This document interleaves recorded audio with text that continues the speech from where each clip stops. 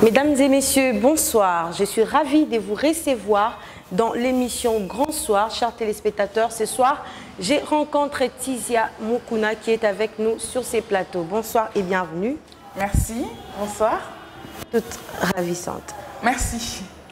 Ça va? Ça va très bien. Ça fait combien de temps que vous êtes dans ces métiers? Dans l'entrepreneuriat? Oui. Ça fait depuis que je suis diplômée, à vrai dire. Et même quand j'étais étudiante, j'ai toujours voulu faire de l'entrepreneuriat. Après, sur le café, ça fait 5 ans à peu près. 5 ans déjà. Voilà, je reviens à vous tout à l'heure. Chers téléspectateurs, nous allons retourner à la réalisation pour prendre les infos dominantes et on se retrouve tout juste après.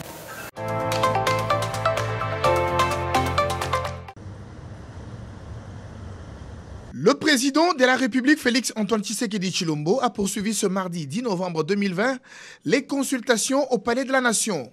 Pour cette 8e journée, les regroupements associatifs et politiques ont été reçus. Ouvrant le bal avec la Chambre du commerce des oubliés de la République, le chef de l'État a également reçu les personnalités politiques, parmi lesquelles Justin Bitakwira Biona, qui a salué l'idée de l'Union sacrée de la Nation et juge opportune les consultations initiées par le président de la République. Si c'était ma grand-mère qui était reçue, elle lui dirait que ces consultations ressemblent au coin du feu au village. Au village, chaque soir, il y a le coin du feu où on essaie de réfléchir sur l'avenir du village. Et je crois que, pour ceux qui me connaissent, partout où on parlera du Congo, je dois y être. Bitakwira, c'est un général. Il ne peut jamais permettre à personne, à quiconque, du FCC ou pas, de me réduire au rang de caporal. C'est ça mon combat pour... C'est dans ce village que l'alerte a été donnée. Fin septembre, des photos d'enfants atrocement maigres déclenchent une vague d'indignation sur Facebook. Le président les découvre en même temps que tout le monde. Lorsqu'il arrive ici, début octobre, il est trop tard. 8 personnes sont déjà décédées, dont un bébé de 8 mois. Ses parents et sa tante, encore accablés par le deuil, nous emmènent sur sa tombe.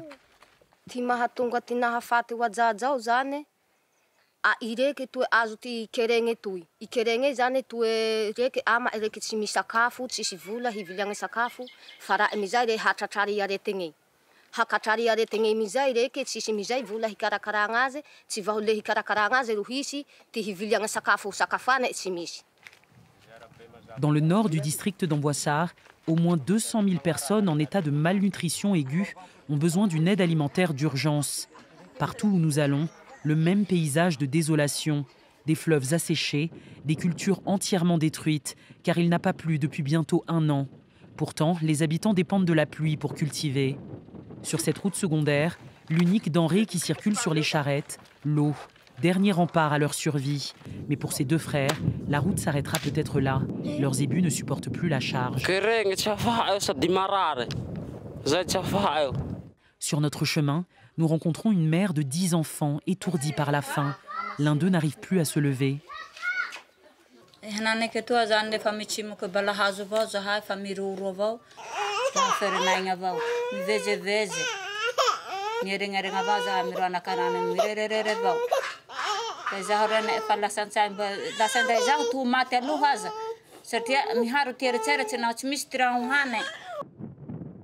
Depuis au moins un siècle, la sécheresse et la faim frappent le sud du pays de manière cyclique. Il y a même un mot dans le vocabulaire malgache pour les nommer, le kéré.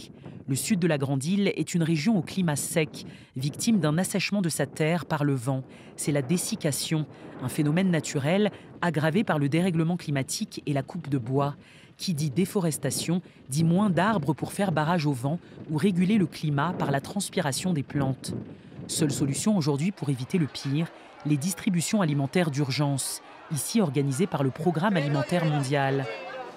Une situation qui aurait pu être évitée selon le maire d'Ifutaka, une des communes les plus touchées par la faim. Il dit avoir envoyé une lettre aux autorités de la région il y a plusieurs mois.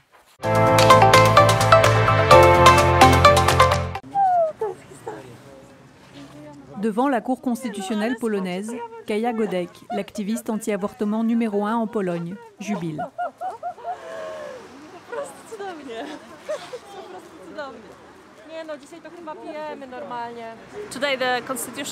Aujourd'hui, la Cour constitutionnelle a confirmé que l'avortement eugénique était contraire à la constitution polonaise. Et c'est un grand pas dans la lutte pour les droits de l'homme.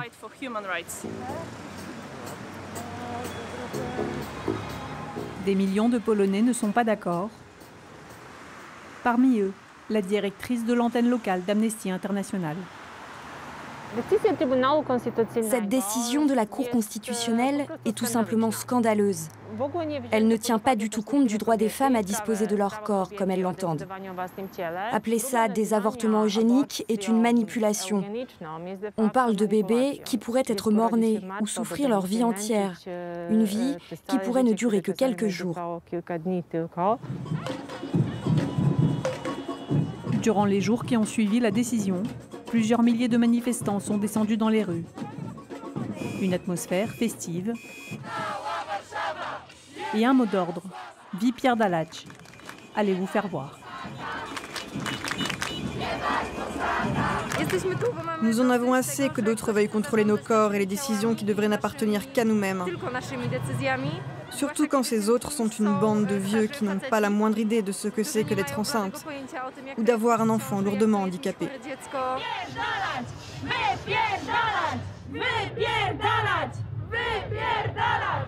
Les rassemblements, l'occasion pour ces femmes de faire leur coming out. Publiquement, elles avouent qu'elles ont avorté. Ceci est non seulement mon coming out, mais aussi celui de ma mère et de ma grand-mère. Je l'ai dit pour la première fois à mon père il y a quelques jours. Mon père vote pour le parti Droit et Justice. Il y a quelques jours, c'était son anniversaire. Je lui ai dit « Bon anniversaire ». J'espère qu'à 74 ans, tu vas enfin te mettre à penser par toi-même, au lieu de gober leur foutue propagande. Comme la plupart ici, Zuzana est non seulement en colère contre ce verdict, mais elle voudrait une levée totale de l'interdiction d'avorter, pour avoir les mêmes droits que la plupart des femmes européennes. Après coup, mon père m'a appelé et m'a remercié. Donc je suppose que ça l'a beaucoup ému. Je ne dis pas ça pour me soulager d'un quelconque traumatisme. Je proclame juste un fait à voix haute. Je me suis faite avorter et pourquoi je l'ai fait, ça ne regarde personne d'autre que moi-même.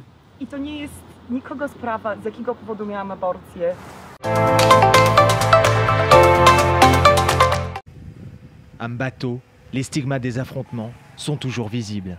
Ils ont opposé les Ani, une ethnie pro-opposition, et Malinké, une ethnie du nord du pays, plutôt favorable à Alassane Ouattara.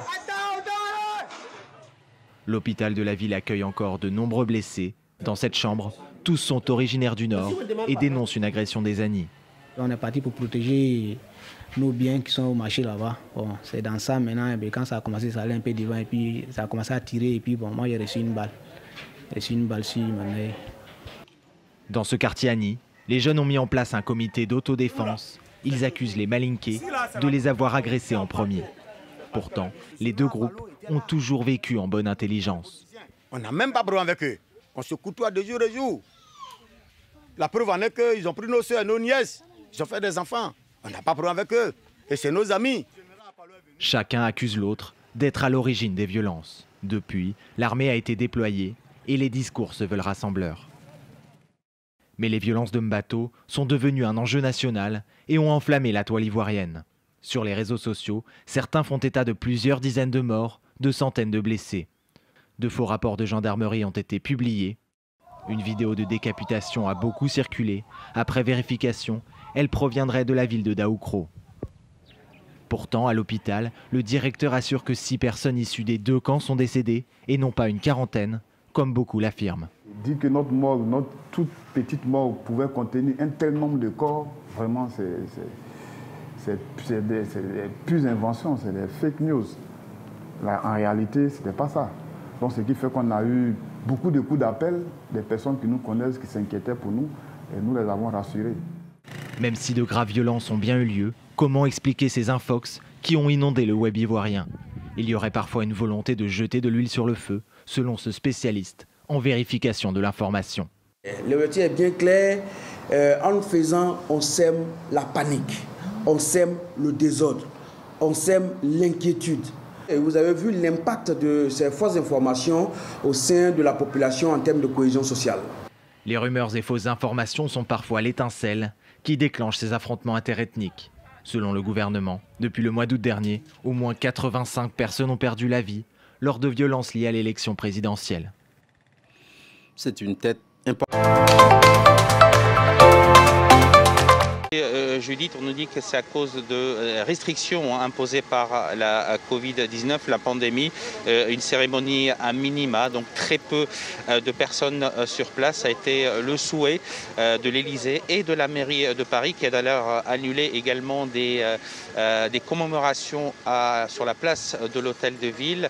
C'est pour cette raison, pour qu'il y ait moins de monde. Il n'y a d'ailleurs pas également, vous le disiez, il n'y a que 2 associations qui vont être représentées ici à Paris. Il n'y aura pas non plus de cérémonie sur la place de l'hôtel de ville du 11e arrondissement, non loin de là où je me trouve. Donc une cérémonie à minima qui va se dérouler assez rapidement. Nous attendons la délégation du Premier ministre pour 10h45 et après il n'y aura plus rien, juste le souvenir. Il faut, pour les Parisiens qui le souhaitent, il y aura une plaque. Il y a cette plaque commémorative en face du Bataclan, mais également cette exposition photo que vous pouvez voir derrière moi pour rendre hommage aux victimes des attaques de Paris et de Saint-Denis. Le Bataclan et les terrasses, c'était la cible, c'était notre mode de vie. Absolument, c'était le mode de vie français qui était attaqué. Si on se remet dans le contexte de l'époque, il y avait d'abord, les attaques ont commencé à Saint-Denis, ensuite elles se sont déplacées à Paris, entre le 10e et le 11e arrondissement. Le mode de vie, notre démocratie, notre liberté a été attaquée par ces terroristes qui se sont retranchés dans le Bataclan longtemps avant que l'assaut ne soit donné. Le mode de vie, justement, je parlais avec cette voisine du Bataclan qui me disait il ne faut pas, évidemment, céder à la peur, il faut continuer notamment à défendre, dit-elle, notre liberté d'expression, à défendre notre mode de vie. Évidemment, avec le contexte actuel de la pandémie, difficile pour les Parisiens et les Français de sortir dans la rue, de venir se recueillir, mais tous ont à l'esprit ces moments particuliers qui ont frappé le cœur de Paris. Voilà, c'était là les infos dominantes, chers téléspectateurs. Comme je vous ai dit au début, on va recevoir pour vous Tisia Mukuna qui a développé sa marque de café d'origine congolaise. C'est ça. Pouvez-vous nous, pouvez-vous nous dire en fait votre parcours? Alors mon parcours, je suis née à Kinshasa, mais j'ai fait mes études supérieures à Paris, où j'ai fait un master en marketing, donc rien à voir avec l'agriculture. Et puis j'ai fait un MBA en négociation à Shanghai en Chine, rien à voir avec l'agriculture toujours, mais ça a toujours été une passion. Donc avec mon père, on aimait bien planter des choses, des orangers, des citronniers. Et puis un jour, j'ai mis mon père au défi d'essayer avec le café. Lui, il m'a dit non, le café, ça ne pousse pas à Kinshasa. On a quand même essayé, donc ça c'était il y a 5 ans, même un peu plus loin. J'étais encore étudiante. Et puis ça a marché et petit à petit, on a commencé à récolter. J'ai acheté d'autres plantules, j'ai étendu la plantation et on a récolté. C'est que depuis cette année qu'on commercialise enfin notre marque La Quinoise. Et du coup, votre logo, qu'est-ce que ça symbolise en fait? Alors déjà, le café s'appelle La Quinoise en rapport à la plantation qui se trouve à Kinshasa. Parce que c'est un café en provenance de Mongafula. Ensuite, on a décidé de prendre une femme Mangbetu parce que justement, on voulait représenter la femme agricultrice. Donc voilà, c'est un symbole un peu de la culture congolaise. Et quelle sorte de café cultivez-vous? Alors, le café qu'on cultive, il y a 2 types. Il y a l'arabica et il y a le robusta. Après, on a aussi un mélange d'arabica et de robusta qu'on appelle arabusta. Et puis enfin, on a le mochaccino, qui est un mélange entre cacao et café. Ça permet justement à ce que les gens qui sont sensibles à la caféine puissent en boire. Et où se trouvent vos plantations? Alors, nos plantations sont à Mongafula, donc ça surprend beaucoup de personnes qu'il y ait des plantations de café à Kinshasa. Parce que normalement, le café... Bah oui, ça surprend en fait. Oui. Parce que normalement, le café pousse plutôt vers l'est. Oui. Donc, mais visiblement, ça pousse aussi à Kinshasa. Il n'y a pas eu de petits trucs que vous avez faits qu'on ne connaît pas et tout, parce que ça étonne tout le monde. Les cafés qui poussent à Kinshasa, vraiment, comment vous avez fait? Quelles sont les techniques que vous avez employées pour que ça pousse aussi rapidement? Il n'y a pas de technique miracle, en fait. Tout simplement, on a planté, ça poussait, il n'y a pas de magie derrière. Il n'y a pas de magie. Mais non, il n'y a pas de magie derrière. D'ailleurs, je dis tout le temps, on nous dit que le café ne pousse pas à Kinshasa. En fait, c'est une première fois. Oui, c'est une première, c'est vrai. Mais vous savez, il y a du café aussi au Bas-Congo. Hein. Et Mongafula, déjà, on a à peu près les mêmes terres un peu qu'au Bas-Congo. Et puis à chaque fois, on nous dit que ça ne pousse pas. Mais qui nous a dit? Pourquoi on nous a dit? Et on avait cru à ça. Mais oui, sans tester. Là, visiblement, ça pousse. Mais il y a aussi autre chose avec le café, c'est qu'il faut être patient. Parce que planter du café, ça demande beaucoup de patience. 3 ans, 4 ans, certains attendent même 8 ans pour que ça pousse. Donc voilà, c'est cette patience-là qu'il faut. Depuis que vous êtes dans les cafés, comment se portent les marchés? Bon, il faut savoir que le café est maintenant devenu une boisson méconnue. Il y a 30 ans, le Congo était l'un des premiers pays exportateurs de café. Aujourd'hui, on est loin derrière. On exporte à peu près 10 000 tonnes de café par an, alors que des pays comme l'Allemagne importent 1 million de tonnes.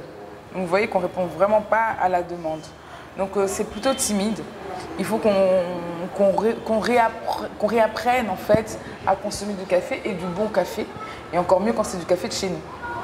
Et que diriez-vous aujourd'hui? Est-ce que le Congo a les cultures du café? Oui, hein. Le Congo est grand et vaste. À l'Est, c'est sûr, il y a une culture du café. Oui. Après, le café, c'est aussi une habitude. On peut prendre ça le matin, ou après un repas, ou quand on reçoit des gens, ou quand on a besoin d'énergie. Beaucoup de gens boivent du café. Et on dit toujours que tout excès nuit, que le café, des fois, c'est pas bon à la santé. Qu'est-ce que tu peux dire? Tout excès nuit, effectivement. Le café, il y a de la caféine. Il faut en boire raisonnablement. Certains peuvent dire qu'ils peuvent avoir de la palpitation, mais est-ce que c'est parce que c'est du bon café qu'ils consomment? Est-ce que c'est le café qu'il faut pour eux? Le Robusta, par exemple, a une teneur en caféine qui est plus forte. Alors peut-être il faut boire de l'arabica. C'est quoi les Robusta déjà?